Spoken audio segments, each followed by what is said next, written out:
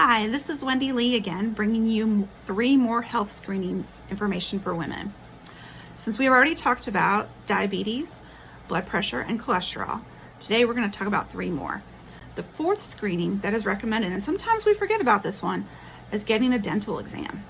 Women should have a dental exam 1 to 2 times a year for an exam and for cleaning.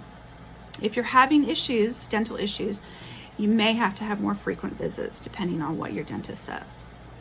Screening number 5 is an eye exam. If you have vision problems, an eye exam is recommended every 2 years. If you're diabetic, an eye exam is recommended every year. For women over 40, an eye exam is recommended at least every 2 to 4 years, and every 1 to 3 years for ages over 55.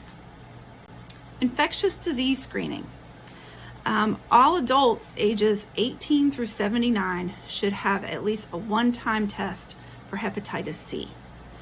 Other tests for like STDs, like HIV, chlamydia, syphilis, this all depends on lifestyle and medical history. So this should be talked about with your provider to determine if those tests are needed.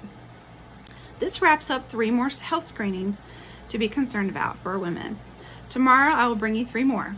Thank you again for your attention and stay healthy.